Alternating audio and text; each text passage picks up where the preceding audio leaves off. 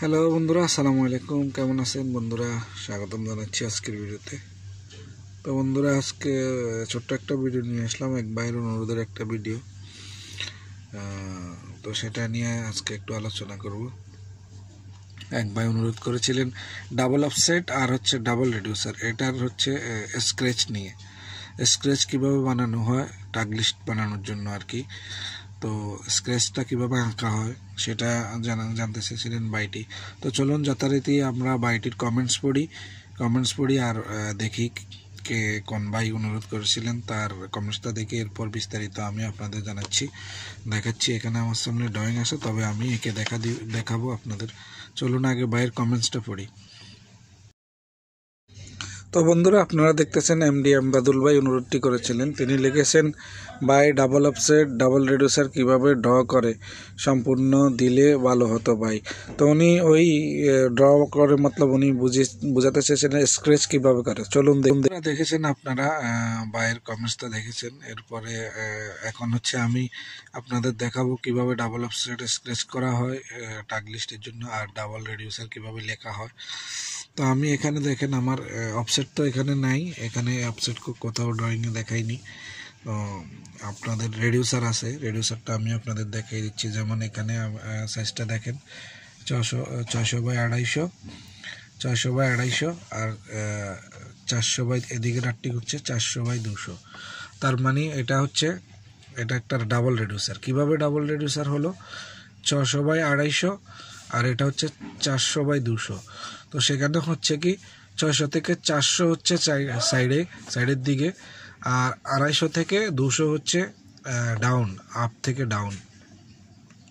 তার মানে সাইড থেকেও রিডিউসার আর আপ ডাউনও 5 রিডিউসার তো এর জন্য এটাকে ডাবল রিডিউসার আর কি।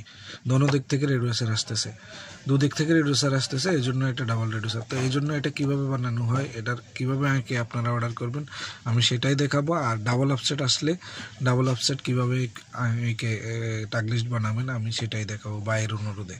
তো চলুন আমি আপনাদের দেখাচ্ছি এখন। তো বন্ধুরা, প্রথমত আমি আপনাদের ডাবল রিডিউসারটা দেখাচ্ছি।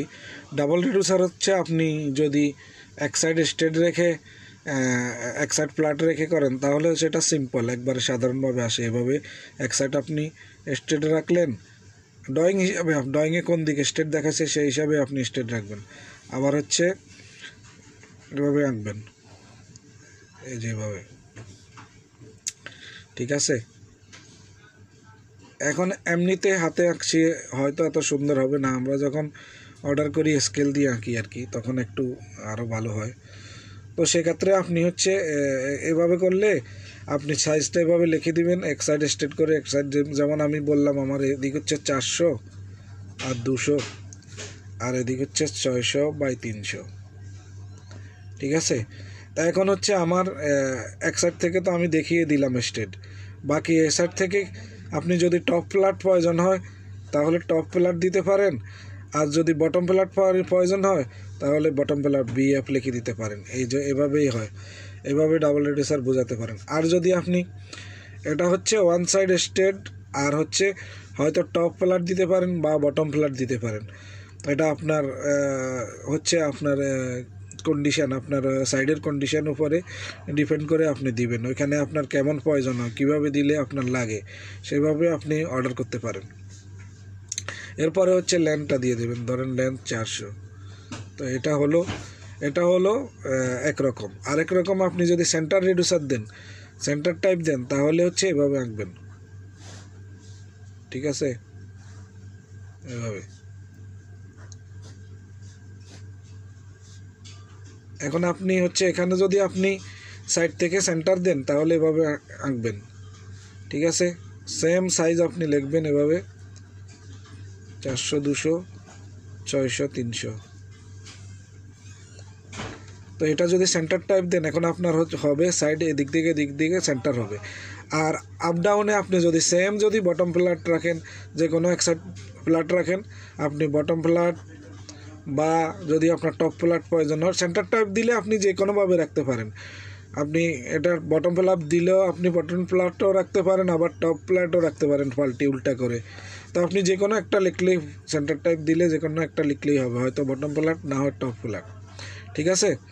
আর যদি আপনার চারোদিক থেকে সেন্টার প্রয়োজন হয়, আমার সাইড থেকেও সেন্টার লাগবে, দোনো সাইড থেকে, আবার আপ ডাউনও সেন্টার লাগবে, তাহলে আপনি কিছু এখানে এগুলো লেখার দরকার নাই, আপনি শুধু সেন্টার রেডিউসার লিখে দেবেন। সিটি লিখলেও হবে বা সিআর লিখলেও হবে। সিটি লিখলে হবে সেন্টার টাইপ, আর সিআর লিখলেও হবে সেন্টার রেডিউসার। তাহলে টপ ফ্ল্যাট বা বটম ফ্ল্যাট লেখার দরকার নেই। তাহলে হবে কি, সব দিক থেকে সেন্টার হবে, সাইড থেকেও সেন্টার হবে, আপ ডাউন থেকেও সেন্টার হবে। আর আপনার যদি এক সাইড ফ্ল্যাট প্রয়োজন হয়, তাহলে আপনি বটম ফ্ল্যাটও লিখতে পারেন বা টপ ফ্ল্যাটও লিখতে পারেন, ঠিক আছে। তো এইভাবে এরপর হচ্ছে লেন্থ, বা সেম মনে করেন 300, এ হয়ে গেল রেডিউসার। ডাবল রেডিউসার এভাবে দেওয়া হয়, ঠিক আছে, এভাবে দিতে পারেন। এরপর আসেন আপনার ডাবল অফসেট। ডাবল অফসেটটা দু রকমে বানাতে পারেন আপনি, ডাবল অফসেটটাও আপনি দু রকমে বানাতে পারেন। সেক্ষেত্রে হচ্ছে আপনি প্রথমে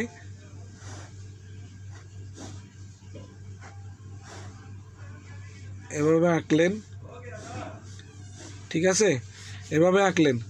আঁকার পর আপনার যদি হচ্ছে সাইজ মনে করেন এখানে এটাও সেম মনে করেন 400/250, সেম এক্সাম্পল আপনার সাইজ হলো, ঠিক আছে। এটা হলো,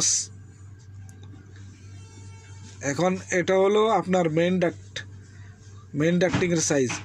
এখন এখানে এটাতে দিতে হবে আপনার সাইড অফসেট, এখানে দিতে হবে সাইড অফসেট।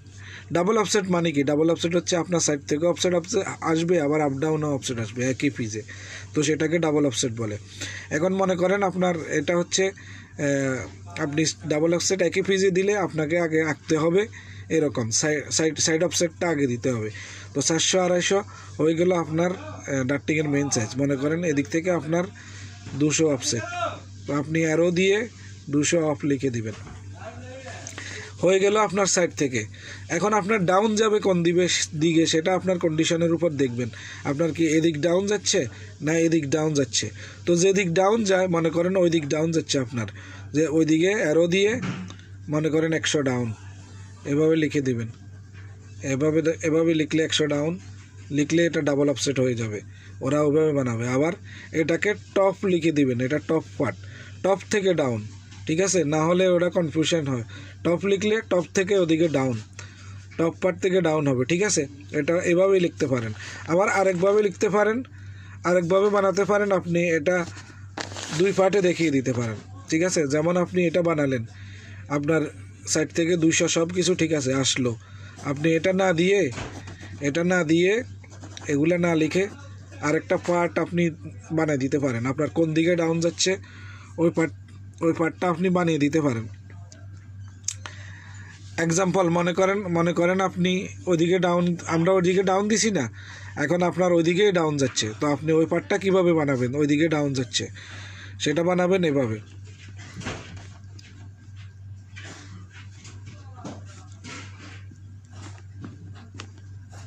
ঠিক আছে, এ সাইড পার্ট। সেক্ষেত্রেও আপনি এখানে লিখতে হবে এটা টপ পার্ট, আর এটা সাইড পার্ট। তো এখন আপনার ওই দিকটা ডাউন যাচ্ছে না, আপনি এটাকে 2টা লাইন দিয়ে এটার সাথে এটা মিলিয়ে দিবেন, এরপর ওরা মিলাবে, ঠিক আছে, ওরা মিলাবে। এখন সেক্ষেত্রে আপনি কি করবেন, এটা টপের পার্টের এটা 400, এটা কেটে দিবেন। যদি 2 পার্টে আপনি এভাবে বানান, এটা কেটে দিবেন, শুধু 400 লিখবেন, আর এই পার্টের সাথে 250 লিখবেন, এটা সাইড পার্ট, ঠিক আছে। এখন আপনার 2 পার্টে হয়ে গেল। এখন এরা কি করবে, এটাকে মিলাবে। আপনার সাইড থেকে 200 আসতেছে, আবার এটা টপ থেকে ওদিকে ডাউন যাচ্ছে, মনে করেন ডাউন কত যাচ্ছে 100 এদিকে অফ লিখবেন। তো এরা কি করবে, এই যে 2টা নিশান মিলিয়ে দিলেন, যেহেতু এটা টপ উপরে যাবে আর এটা সাইড পার্ট, তো টপটা যেহেতু উপরে যাবে এভাবে ধরবে, এভাবে, এই যে এভাবে। এখন এই যে এভাবে ধরলে আমার এদিকটা ডাউন যাচ্ছে, দেখেন এভাবে ধরবে, এটা টপে যাচ্ছে, এটা টপ, এটা সাইড পার্ট, এদিকে ডাউন যাচ্ছে, আর এদিক থেকে 200 অফসেট, ঠিক আছে, এভাবে। তো এইভাবেই লিখতে পারেন আপনি, ঠিক আছে। আমি দুইভাবেই দেখা দিলাম, সিঙ্গেল পার্টও বুঝে দিতে পারেন, ডাবল পার্ট দিয়েও বুঝে দিতে পারেন। আর রেডিউসারও ডাবল অফসেট এভাবে এক সাইড স্টেট থাকলে এভাবে, আর হচ্ছে সেন্টার রেডিউসার থাকলে এভাবে লিখতে পারেন। তো এভাবেই দেওয়া হয়, ডাবল রেডিউসার ডাবল অফসেট, এভাবে আপনারা দিতে পারেন, অর্ডার করতে পারেন টাগ লিস্টে। আশা করি বুঝতে পেরেছেন। বাই বাই, খোদা হাফেজ। কমেন্টস করতে থাকবেন আপনারা। অন্য কোনো ভিডিওতে কথা হবে, দেখা হবে। আজকে এ পর্যন্তই, খোদা হাফেজ।